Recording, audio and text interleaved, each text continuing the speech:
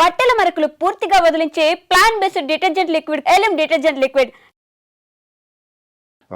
ఉన్న ఈ ఎయిర్క్రాఫ్ట్ కూడా 13 years నుంచి ఫ్లై చేసింది. ఎప్పుడు ఎటువంటి మేజర్ డిఫెక్ట్, ఇప్పుడు ప్రతిదానికి మెయింటెనెన్స్లో కొన్ని చిన్న చిన్న ప్రాబ్లమ్స్ వస్తాయి. That can be repaired. ఇప్పుడు దీంట్లో కూడా ఎవరో ప్యాసింజర్ చెప్పినంటే ఢిల్లీ నుంచి అహ్మదాబాద్ వచ్చినప్పుడు ఈ టీవీ పని చేయలేదు, ఏసీ పని చేయలేదు, ఏదైనా చెప్పారు. They are small things that would not effect the safety of the aircraft. అవన్నీ ఇంటర్నల్ లోపల అంతే అనమాట. కానీ దాంతో సేఫ్టీ ఎఫెక్ట్ కాదనమాట. అది సార్ సాధారణంగా దీని మీద ఎంక్వైరీ చేయాలంటే డీజీసీతో పాటు ఎవరెవరు ఇందులో ఇన్వాల్వ్ అవుతారండి? ఇప్పుడు అహ్మదాబాద్ ఇష్యూలో తీసుకుంటే ఎన్ఐ కూడా ఇన్వాల్వ్ అయింది, అమెరికా నుంచి వస్తున్న కంపెనీ కూడా ఇన్వాల్వ్ అయింది. అది ఇప్పుడు any accident it takes place, it has to be thoroughly investigated to find out what was the cause of the accident and how best we can prevent. మళ్ళీ ఇటువంటి ఫ్యూచర్లో ఇటువంటి యాక్సిడెంట్ కాకుండా మనం ఏం యాక్షన్ తీసుకుంటే బాగుంటుంది. That is the purpose of investigation. Not that to put a blame on the engineer, to put on the pilot or something like that. ముఖ్యంగా మనం తెలుసుకునేది ఏంటంటే అది ఎట్లా అయింది, ఎందుకు అయింది, ఎట్లా మనం కాకుండా మనం ప్రికాషన్ తీసుకోవచ్చు. అది దాని కొరకు there is a air accident investigation bureau అని ఒకటి, అది మన మినిస్ట్రీ ఆఫ్ సివిలేషన్ ఉంది. ఇంకోటి డీజీసీఏ అని ఉన్నారు, regulators. These are the 2 people who participate. But దీంట్లో బోయింగ్ ఎయిర్క్రాఫ్ట్ వేరే దేశంది ఇన్వాల్వ్ అయింది కనుక ఎన్టీఎస్బి అని అమెరికా నుంచి ఉన్నది, దాన్ని కూడా మనం ఇన్వాల్వ్ చేస్తున్నమాట. ఎందుకంటే they are also got very expert opinion and expert people are working in that organisation. అయితే దీనిలో ఏమవుతుంది, very senior engineers, experience pilots will participate in that. అయితే వాళ్ళు ఎయిర్లైన్ నుంచి ఉంటారు, మ్యానుఫ్యాక్చర్ నుంచి ఉంటారు, ఈ రెగ్యులేటర్స్ ఉంటారు, మినిస్ట్రీ నుంచి ఉంటారు, వీళ్ళందరూ ఉంటారు అక్కడ. ఇప్పుడు ఇక్కడ ఎన్టీఎస్పీ కూడా ఇంక్లూడెడ్. ముందు ఇటువంటి అయితే ఏమవుతుందంటే సాధారణంగా ఇటువంటి యాక్సిడెంట్లో కూడా పైలట్స్ వస్తారు. వీళ్ళు ఈజీగా ఇన్వెస్టిగేషన్ కావాలంటే అయితే పైలట్ ఎర్రర్ అని క్లోజ్ చేస్తారు, హ్యూమన్ ఎర్రర్ అని చెప్పకూడదు. అందుకొరకు కానీ ఏం చేస్తుంది అంటే మా పైలట్స్ అసోసియేషన్ ఉండే, ఐసీపీ అని ఇండియన్ కమర్షియల్ పైలట్స్ అసోసియేషన్ ఉండే, మన వీళ్ళ అదే ఇండియన్ ఎయిర్లైన్స్ ఉండే, ఎయిర్ ఇండియాలో ఐపీజీ అని ఉండే, ఇండియన్ పైలట్స్ గిల్డ్ అని ఉండే. So they also use to participate. ఎందుకంటే మరి వాళ్ళ మీద అన్నెసరీ బ్లేమ్ పెట్టదు, పైలట్స్ మీద బ్లేమ్ పెడితే వాళ్ళ మీద పెట్టిన కదా, అది కూడా ఉంటుండే. కానీ ఈ మధ్యన ఎప్పుడే నుంచి అయితే ఇది taken over by the private company Tata, అప్పటి నుంచి ఈ pilots association is not so strong. They don't appear. ఈ పైలట్ ఏదైనా పోయి ఏదైనా ఎర్రర్ రాస్తే ఎయిర్క్రాఫ్ట్ అక్కడ గ్రౌండ్ అవుతుంది కదా, ఆ పైలట్ మీద వాళ్ళు యాక్షన్ తీసుకుంటాడు, వాడు భయపడతాడు. అది ఉన్నది కూడా వాడు రాడు అనమాట. ఎందుకంటే రాసేదంటే వాడి మీద యాక్షన్ ఉంటుంది.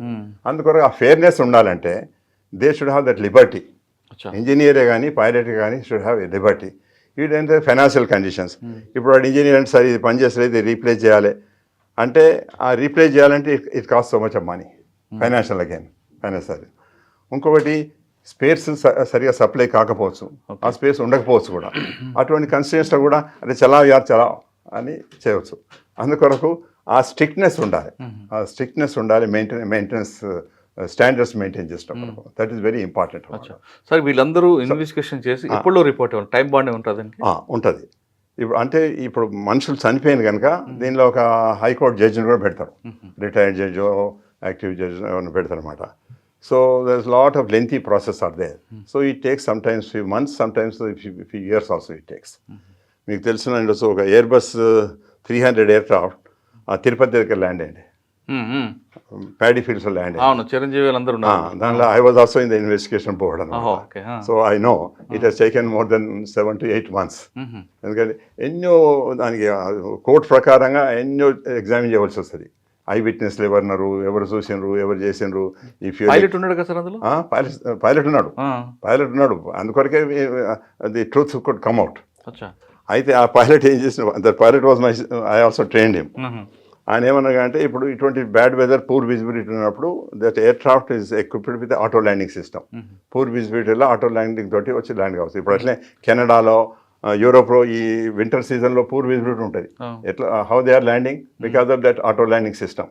మంచి అడ్వాన్స్ ఇన్స్ట్రుమెంట్ ల్యాండింగ్ సిస్టమ్ ఉన్నది, దాంతో ల్యాండ్ అవుతారు అనమాట. సార్ మన దగ్గర ఇప్పుడు జీరో విజిబిలిటీ ఉందా శంషాబాద్ కానీ ఎక్కడైనా సరే? నో, జీరో విజిబిలిటీ కాదు, కానీ 200 meters తోటి ల్యాండ్ అవటం ఢిల్లీలో ఉన్నది, ఇప్పుడు లక్నోలో ఉన్నది, మెల్లమెల్ల కొన్ని ప్లేసెస్ వస్తుంది అనమాట. ఓకే, ఇప్పుడు మీరు చిరంజీవి గారు ఫ్లైట్ విషయం బోయింగ్ది నెల్లూరు దగ్గర ల్యాండ్ అయింది, దానికి కారణం ఎవరిదండి? వెదర్దా? ఎయిర్ బస్ ల్యాండ్ అయింది, అది human error. Okay, we have suspended that pilot for 2 years. అంటే ఏం చేశాడండి ఆయన? అతడు ఆటోమేటిక్ ల్యాండ్ చేశాడు. హైదరాబాద్లో వెదర్ మంచి లేదు, హైదరాబాద్లో ఆయన ఆటో ల్యాండింగ్ చేసి చేయనుండే, ఆయన ఆటో ల్యాండింగ్ చేయకుండా నేను మెడ్రాస్ పోతాను పోయాడు. పోతుంటే ఏమైంది అంటే ఆయనకు ఒక ఫ్లాప్ ఫెయిల్ అయింది. ఆ ఫ్లాప్ ఫెయిల్ అయితే ఇప్పుడు సాధారణంగా మేము ఇక్కడ నుంచి మెడ్రాస్ పోవాలంటే 32,000 feet వరకు పోతాం. ఆ ఫ్లాప్ ఫెయిల్ ఎవరు 20,000 feetకే పోతాం. ఎవరు ఫ్యూయల్ కన్సంప్షన్ ఎక్కువ అవుతుంది, అది ఆయన క్యాలిక్యులేట్ చేసుకోలేదు.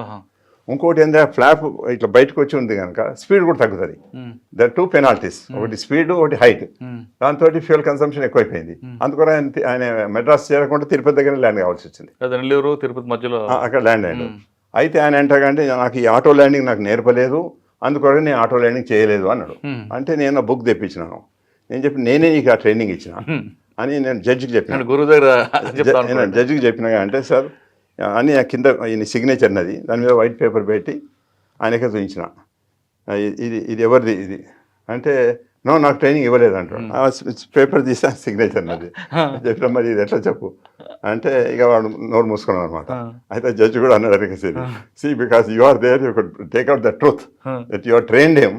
అందులో నేను రాసినగా అంటే I had trained him, first I had demonstrated to him, I had trained him, then he has demonstrated to me to my satisfaction అని ఆయన సిగ్నేచర్, నా సిగ్నేచర్. సో అట్లా అంటే అందులో 2 సంవత్సరాలు సస్పెండ్ అండి. Suspended for 2 years. సార్ ఫైనల్గా మనకు ఒకసారి చెప్పండి, ఇప్పుడు ఈ ఇన్సిడెంట్లో చనిపోయిన ప్రయాణికులకి మాత్రం ₹1,00,00,000 ఇస్తామని ప్రకటించారు, ఆ బిల్డింగ్ కూలిపోయిన హాస్పిటల్కి కట్టిస్తామని ప్రకటించారు టాటా కంపెనీ.